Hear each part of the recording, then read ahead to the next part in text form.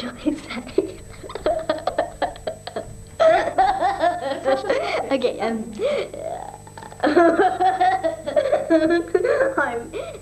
Natasha, and I've decided to do to ask my uncle and aunt about the about 1948 onwards for my homework. In 1948, the 14th Olympic Games took place in London. What do you remember? Oh, that's a long time ago. The only thing I can really remember is as we live near Richmond Park, the army camp inside Richmond Park was used to billet the competitors, and then they were bussed every day to, I think it was Wembley where the games actually took place. Can't remember much about the countries who won most medals, but there was this famous Dutch housewife who won several gold medals, I seem to remember. And who's the other fellow? Somewhere in Central Europe. I can't remember them very well, I'm afraid.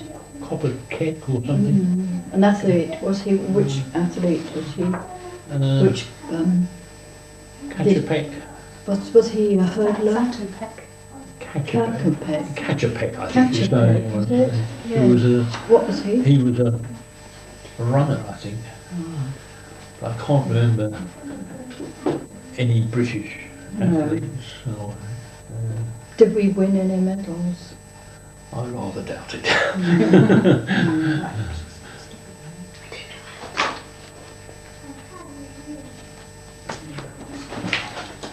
1951, there was a fun fair. There was a festival of Britain with exhibition. 51, there was the festival of Britain with exhibitions and a fun fair at Battersea Park. What do you remember about this? Do you remember much about it, Jean? I wasn't allowed to go there. My parents weren't keen for me to go. Oh, you were only a little girl. Well, I was, really. I went with some of my friends. We were naturally more interested in the fun fair side of it than the scientific sort of exhibitions. But the fun fair was good fun in Battersea Park. I seem to remember there was, I don't know what it was called, but it was a centrifugal machine, and you stood inside and it whizzed round and you were stuck to the wall. And then the floor descended and you went whizzing round, and then as they slowed it up you all fell off the wall like flies to the bottom, not very far, only 2 or 3 feet. Landed on the floor. But that was great fun. The actual exhibition site was what is now called the South Bank, and there was the concert hall and lots of things such as a cigar-shaped thing called, I think it was called a skylark or something, that just seemed to be suspended in space. But it was a good exhibition. I think the government put it on to try and cheer us all up after the war, and Britain could make it and make all these various... Made fun for everybody, because it had been such a dull few years. Yeah, something like that. Was it like the war was like a dark period, and then very much this a was dark like period, blackout and all the rest of it. That's this right. is just like the light coming back. Yes, it was rather, wasn't it? Yes, the Brave New World, I think they called it. Yeah. Do you remember the Great Smog of 1952? Do you remember? I do remember. Were you still at school then, or no, you left school? Yes, I'd left school, but so many people had very, very bad coughs, and the doctors were very concerned about a lot of the babies and their breathing because of the air. And also the elderly people. And the elderly. It caused a lot of breathing problems, and the doctors were really so busy with everybody, weren't they? I can remember that the traffic crawling along the Upper Itchen Road with conductors walking in front of buses with flaming brands so the bus driver could find the curb. But I'm afraid I was sort of, with my friends, rather naughty, shall we say, or cruel, in that motorists like to follow a cyclist, you know, because the cyclist could see where he was going and got the long bonnet of a car in front of him. But we used to sort of turn up side streets that we knew were cul-de-sacs, and then sort of turn round and run away, and then all these poor drivers, a long line of them, would all be sort of stuck in the cul-de-sac, which was, in retrospect, was very bad of us. But very unkind boys, very unkind. But we were never caught, so we got away with it. But my father, he ran a taxi service, and he used to curse like mad about the smog, because you couldn't, well, A, the cars were likely to be damaged with people running into them, or the cars hitting lampposts as they couldn't see where they were going. And made all the passengers late for their appointments, yes. their trains and places. Quite. I suppose. Well, I mean, the trains were all virtually cancelled. Cancelled. I think it lasted about 3 weeks, I think, before. Went on for a long time. Yes. And it was almost pea green. And they used to call them the pea super fogs. Yes, it was a green colour. Yeah. It was a horrid green colour. People used to wear tie handkerchiefs around their faces. Round their mouths. In one of our the books we got out of the library, it says that it was done from coal fires and that it lasted 4 days. Oh, 4 days? I thought it lasted longer. Really? Bad one. Yeah. The really bad one, was it? Yeah, I think they... Yeah. Yes. And also it says that in 1956 that coal fires were banned in the cities. Yes, that's right. How did you feel about this? Well, I think people were so grateful if it was going, they were hoping this was going to stop these fogs, but at first no one really believed it, and they were very upset because that's what they've always been used to, coal in their grates, and they didn't have any other form of heating. There was no central, well, very few houses had central heating. Electric fires were expensive to run, and the smokeless fuel that you were supposed to burn was about, twice the price of coal. So I think a lot of people ignored it and hoped that their chimney didn't puff out too much smoke. But you were being watched if you had smoke coming from your chimney, because you weren't supposed to have it. Even today, it's strange that now and again, as open fires are coming back, you suddenly sniff the air and think, oh, someone's got a coal fire burning as you walk up the road. Can you remember the death of King George VI and the coronation of Queen Elizabeth II? I can certainly remember watching the King when he waved goodbye to his daughter who was going off to Kenya, and he looked very ill, and everybody in the country thought he wasn't very well that time, and he looked very sad as he waved goodbye, and unfortunately he died when Princess Elizabeth was away in Kenya, And she came back and down the steps of the aircraft, and all the members of Parliament were waiting at the bottom of the steps, the Prime Minister with all the cabinet, and they all stood and looked very sad and sombre. She came down the steps, and she was very young, and she was very pretty, but she looked very sad but completely composed. She was very brave, and she really looked like a queen. And then we had to wait quite a long time before the coronation.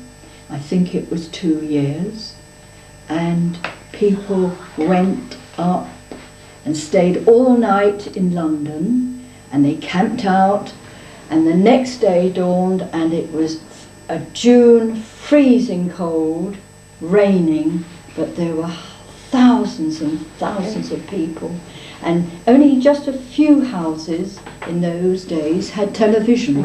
And I remember going down shopping down the road, and outside the shops, the electrician shops, and that sold the televisions and the radios, there were crowds of people looking through the glass to see the coronation, because they hadn't got television at home.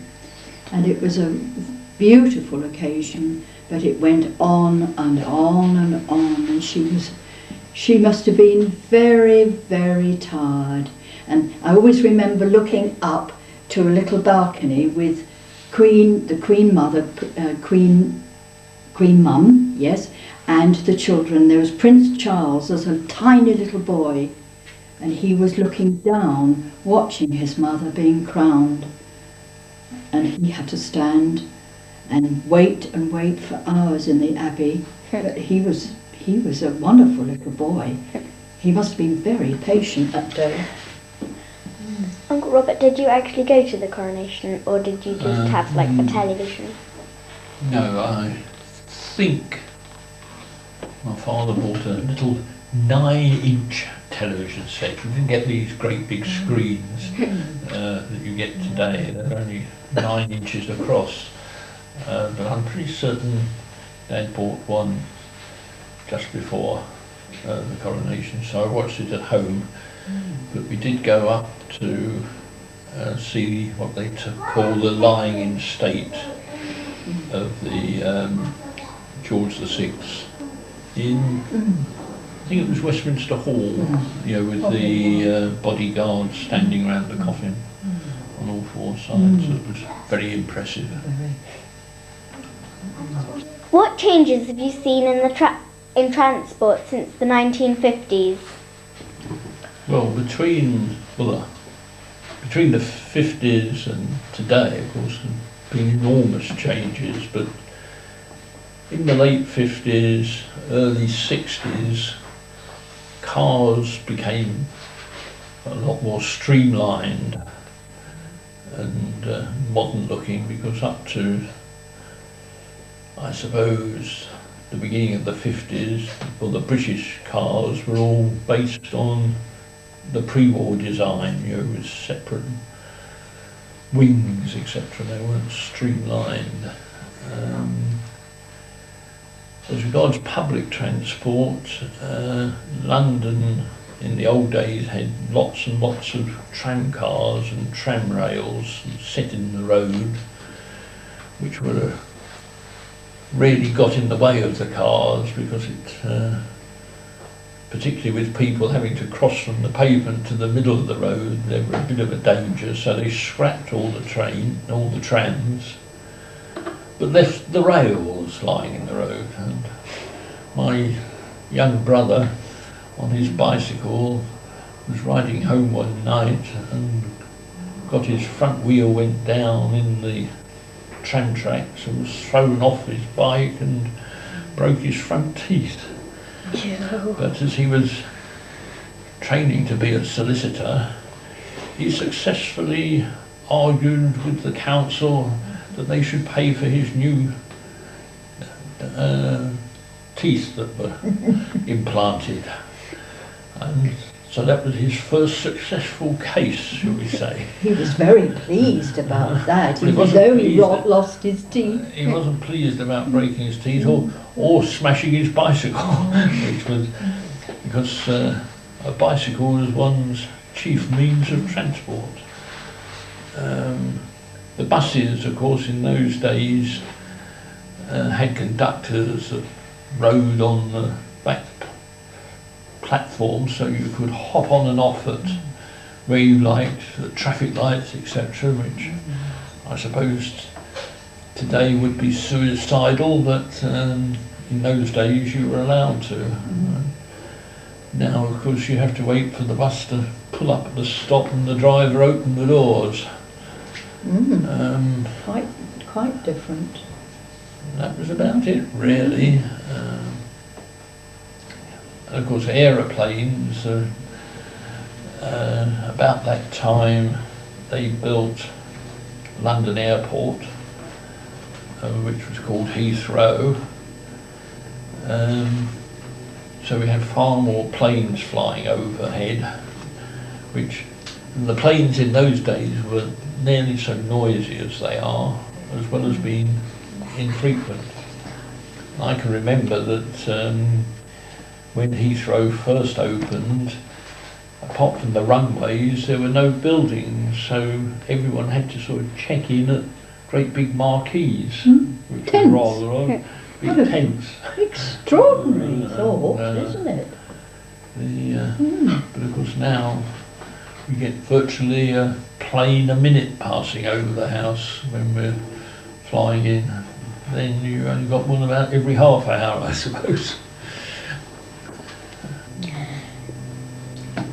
What can you remember about fashion since 1948? Well, I started work in about 1947, just starting work, and so I was getting interested in what to wear.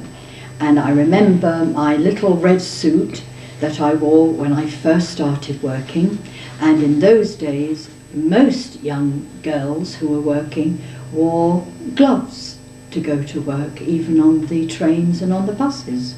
And in the summertime, in the early 50s, I remember wearing very flared skirts. They were called dirndl skirts, bright colours with little short sleeve white blouses, and many of them were made of embroidery anglais, a pretty cotton material, and they were with very wide band round the waist.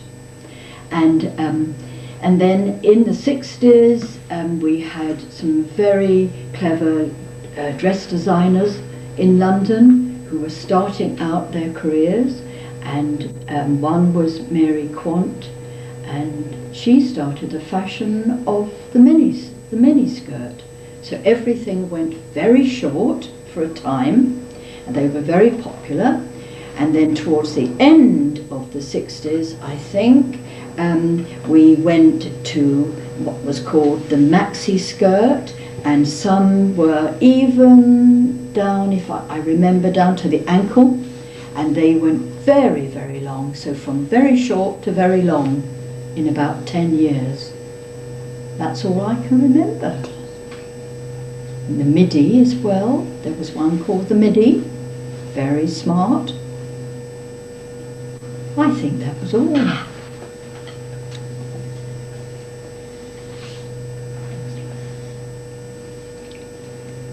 As skirts got shorter, the buildings got taller. What do you remember about that? Yes.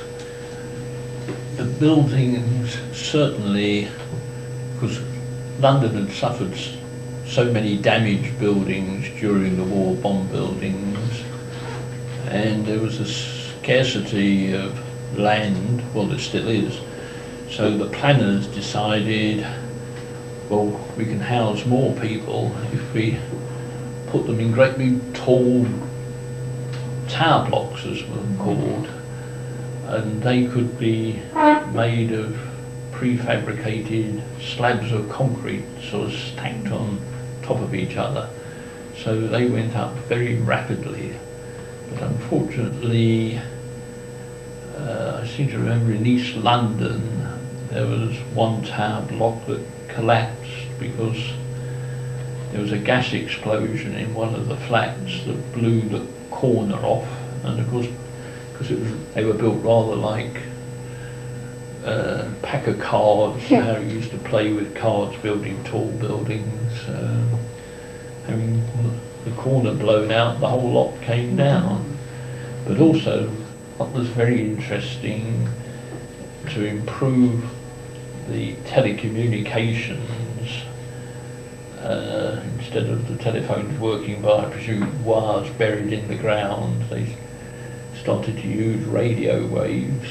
So the GPO, as that was called, the telephone company, built a very tall tower in London called the GPO Post Office Tower, so they could, the telephone calls could be transmitted over the airwaves.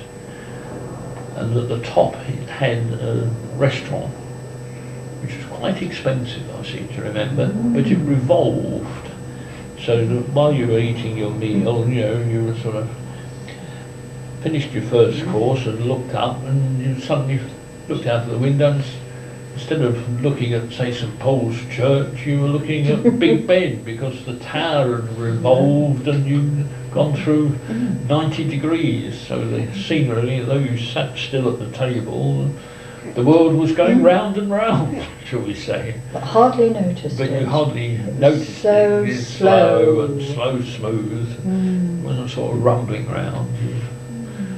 No. It's very exciting. But unfortunately, although the GPO tower is still there, they closed the restaurant because they were frightened that terrorists might Plant a bomb or something. It would be too dangerous. It would be too dangerous. You can't go up it anymore. Okay.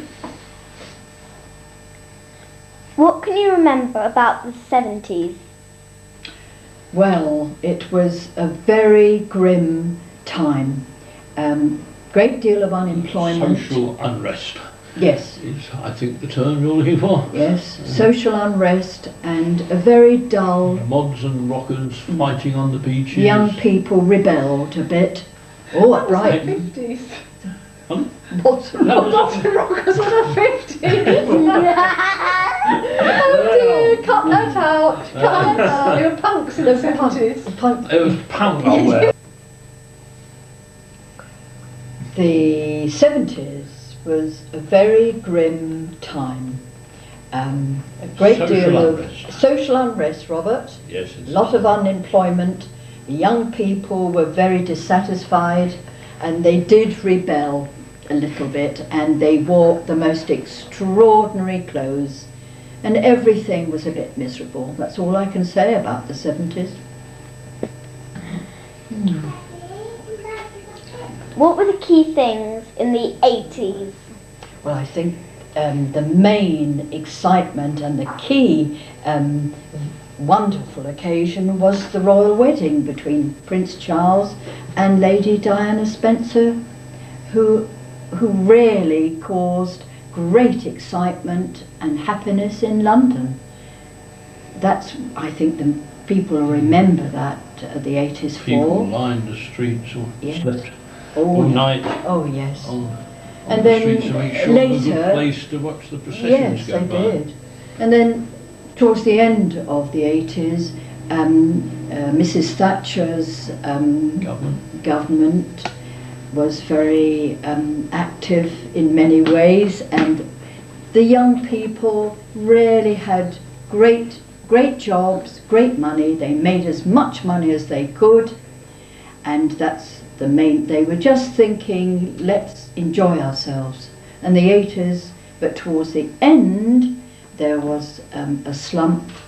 There was what they call Black Monday, where things went very wrong on the stock exchanges, and the money, everything All ran happened. out. Yes, there was a bit of a disaster towards the end of the 80s.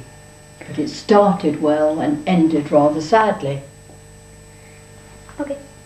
90s. Oh, dear me, the 90s. I seem to remember it started off,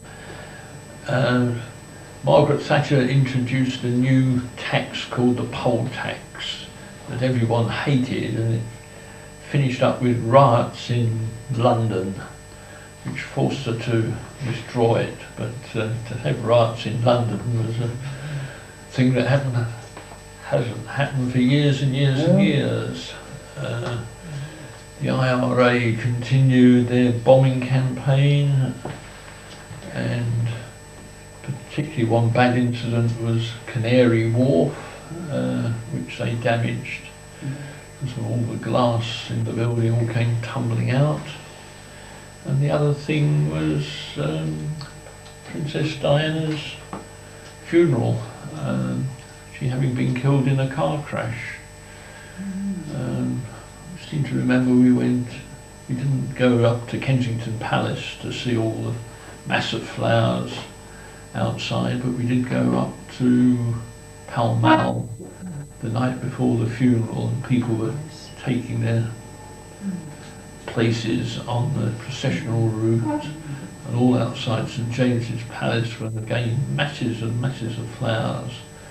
And as darkness fell, there were all these little candles people had lit in remembrance of Diana lining the pavement, which was a very very moving. Yes, very moving, And very London, emotional. London